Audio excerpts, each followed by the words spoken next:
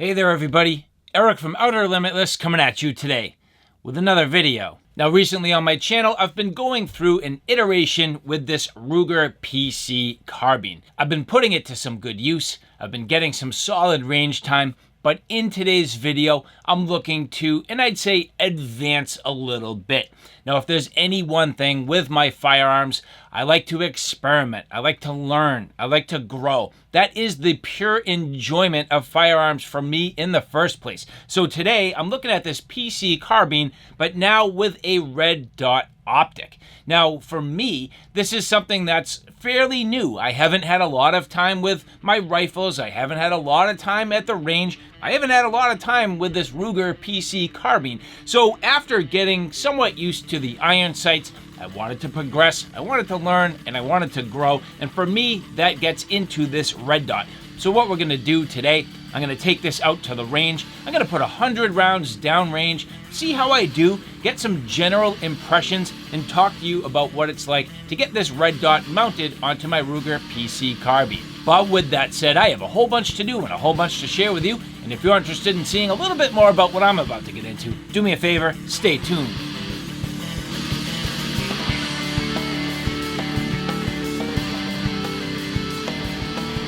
And so again, my Ruger PC Carbine.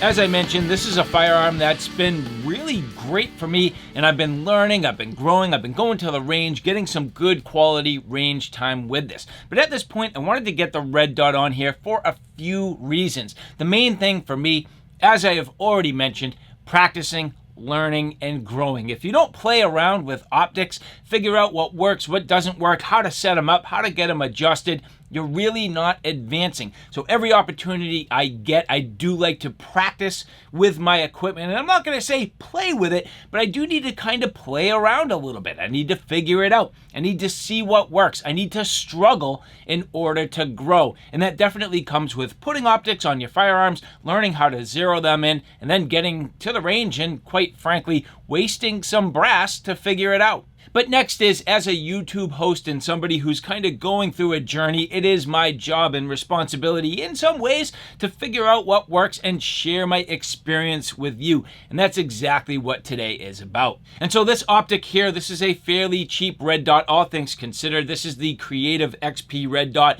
Not a huge dollar value, but at the same time, it's been fine for me. I've used it on a few different firearms. I haven't had any problems with it yet. It seems to hold a zero fairly well. It mounts up extremely easy. It's aluminum construction, glass construction. It's pretty well made for a fairly cheap optic. And so this makes for the perfect opportunity for me. Now on the top of the PC Carbine, nice large pick rail, plenty of area to mount this. And that's the first question that I had in my mind. Where do I mount this along the rail? Now, some of it is going to be geometry.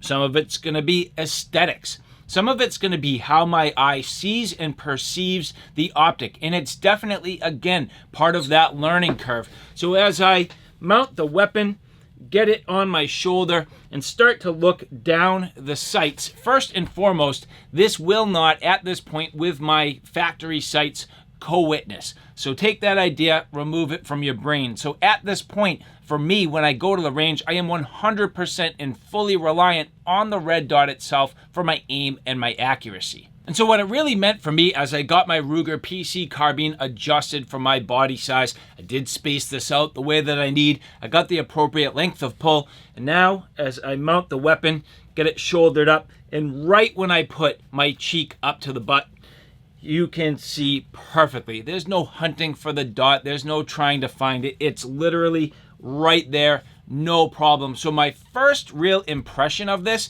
is very easy to see the dot easier on the rifle than it is with the handgun. So that makes this a very viable option and something that I could say if I was using this for a different reason, not just target shooting, but maybe where this is a takedown model. This is a bug out rifle. 9mm, matches with my handgun. I have my magazines ready to go. Everything set up for me to use this as a bug out, especially where it's a takedown model. It can fit in a backpack, I can take it to go, and I might be using this maybe for a little bit of self-defense, maybe for hunting purposes. And to be able to get on that red dot and immediately when I lift this up, see the dot without any problem, that works out very well. So my first impression was very easy to mount the weapon and see the dot without any hunting for it. That worked out pretty well. And it also made me think that I had the distance on the rail about right. Now you'll notice I literally slammed it all the way to the front.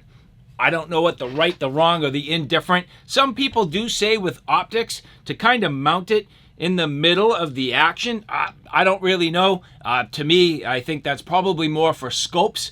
I'm not positive. I'm certainly not an expert, but this is how I went with it, and it worked well for me. And then in terms of your ability to zero it, there are a few different ways you can go. Now, for me personally, I do like to use some sort of a bore laser. Now, I've covered a few different bore lasers on my channel in the past. This one here is a cartridge style. The only thing about this is every time you need to see the laser, you literally need to pull the trigger, which will then shoot the laser, and at that point it's an instantaneous beam. You have to kind of see the beam in comparison to your actual alignment on your optic and make the adjustments. The other way you can go is with more of a fixed beam laser. So this one here, you can see once I turn it on, it is fixed. But this particular model does rely on different diameters of adapters to fit in the bore so that this will stay centered. And to me, that's just a little bit of a liability where I feel like adjustments are so finicky and so tight on some of these optics and your ability to truly get it zeroed in that unfortunately, I don't find that this is going to be accurate enough for my personal needs. But then beyond that, what is the distance that you are actually going to zero your optic? Now, for me, there's a few different ways I could go. I have this really, at this point, truly set up at probably about, and I'd say maybe at most 20 yards. That for me is about as far and effective as I can zero without getting into a serious effort at the range. And at that point, I really need to bring my tools, get dialed in, and hopefully there's not a lot of people around where I can just sit there and be patient and make my adjustments. So for me, that left this a little bit limited where inside my pistol bay, where I can shoot pistol caliber carbines, it means I was a little bit tight.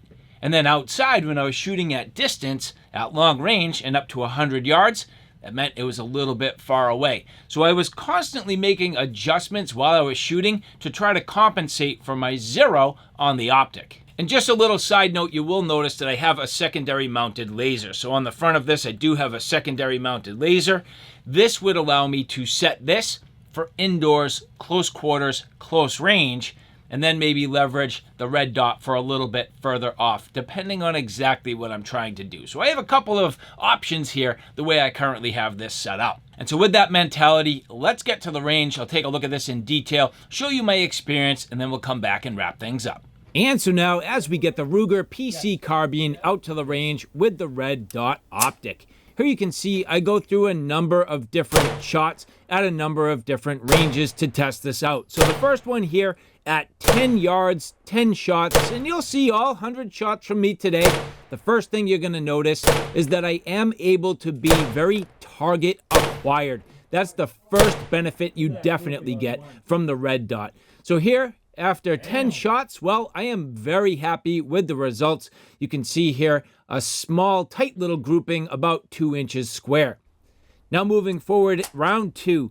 This is 10 shots at 20 yards. Now, I definitely have to hone in just a little bit, but at the same time, trying to take my time, again, being very target acquired. You'll notice that I'm looking straight through the optic, straight to my target, and in that regard, this works extremely, extremely well. That is something that I found is a benefit over the iron sights. And at 20 yards, well, not too bad, all things considered. I feel as though this is fairly reasonable results. I hit my target a couple of times. I had approximately a 3x3 square, and it actually worked out pretty well for me to hit my target. Now here, round 3, this is at 20 yards, going for center mass. Not too bad. Approximately a 3x3 square. I lost a couple of them, but the results weren't too bad. Now here for round 4 at 10 yards, going center mass, going a little bit quicker, trying to take my shots as fast as I can with at least a little bit of accuracy. Again, solid. 3x3 square. Now moving here, round 5. This is at 20 yards, 10 more shots, trying to work a little bit quicker. At this point, you can see fairly reasonable results. Again, approximately a 3x3 square. Not bad for all 10 shots. Here at round 6 at 10 yards, a 10-round blast. Again, trying to speed up to the best of my ability, taking the shots as quickly as I can with at least some level of reasonable accuracy. Well, the results, again, not too bad. This is about a 4x4 square. You can see I'm pretty good on center, but just a little bit low on a couple of the shots. Now for round 7, I thought I'd just stand up, try to take a number of shots off at 100 yards, see if I could get myself hitting some iron. Well, at this point, the results are in. Not too bad, but not too good at the same time. 3 out of 10, not good. At least I hit 3. Well, you're standing up, and it's not like you do it all the time. No, and just giving this red dot a shot, so. Now, in order for me to continue to improve and understand where I was at, I really did want to be able to see my results. So the next and final 3 rounds were at 50 yards. So round 8, 9, and 10 at 50 yards on paper. So at 50 yards, round 8, how did I do? Well, taking a look at the left-hand side, I was aiming roughly for the X on the paper. Generally speaking, this went pretty well. And I do have to say, at 50 yards, I'm at least happy to have myself about a 6x6 square. Almost all of them did hit the target. I might have lost a couple. Now, round 9, going towards the center target, the headshot, so to speak. Again, 10 more shots at 50 yards. Again, generally speaking, not too bad. Now, I definitely lost a couple of shots. These were a little more spread out. But again, roughly 6x6 square, maybe 7x7 square. So at 50 yards, I'm okay with those results. And the last 10, shooting towards the right-hand side of the target, aiming for the right-hand X in square.